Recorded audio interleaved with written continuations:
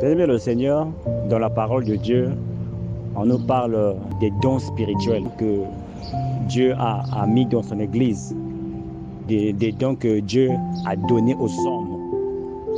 Et nous savons tous que le but de ces dons-là, c'est exhorter, c'est édifier, c'est consoler, c'est préparer pour l'œuvre du ministère, c'est la maturité des saints. Et vous retrouvez dans le livre de 1 Corinthiens, au chapitre 12, l'apôtre Paul nous parle des dons spirituels. Il y en a beaucoup.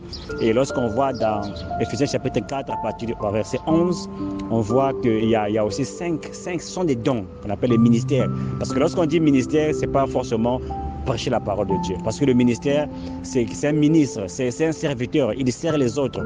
Alléluia. C'est Dieu qui donne une capacité à l'être humain de pouvoir servir. C'est Dieu qui investit quelqu'un d'une certaine autorité, d'une certaine habilité. En quelque sorte, c'est Dieu qui travaille lui-même dans l'homme. Alléluia. Et vous allez voir, lorsque Dieu donne un don à quelqu'un, il y a une certaine habilité qu'il donne à cette personne-là. C'est une certaine onction, en d'autres termes, une onction qu'il donne à cette personne-là. Et vous allez voir que l'onction que Dieu donne à cette personne-là pour faire son travail, ça peut être un don de prophétie, un don de parler en langue, un don d'aider, un don de foi, un don de miracle, de prêcher, de pasteur, d'évangéliste. Vous allez voir dans tout ça, l'onction ou bien l'habilité que Dieu donne à cette personne-là.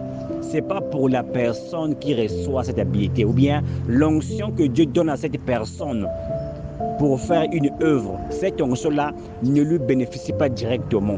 Cette onction est donnée à une personne pour servir les autres. Alléluia. Je répète que Dieu te donne une onction pour prêcher ou bien pour faire les miracles. Et tu vas voir que cette onction-là, ce n'est pas pour toi.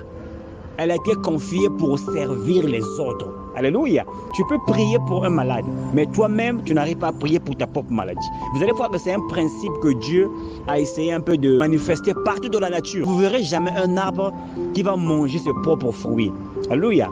Vous ne verrez jamais un animal ou bien un coq qui va se manger lui-même. Le coq grandit, c'est pour être mangé par une autre personne. La vache produit du lait pour la consommation de l'homme. Les rivières, les fleuves qui coulent partout, c'est pour le bien-être de l'homme. Donc, c'est un principe que nous devons comprendre. Lorsque Dieu t'investit, ce n'est pas pour toi-même. Dieu t'investit pour servir les autres. Dieu te oint pour servir les autres. Alléluia. Et beaucoup de frères et de sœurs ne comprennent pas ces choses-là. Alléluia. Beaucoup des gens qui vont dans les églises ne comprennent pas ces choses-là. Je répète, beaucoup de gens ne comprennent pas ces choses-là.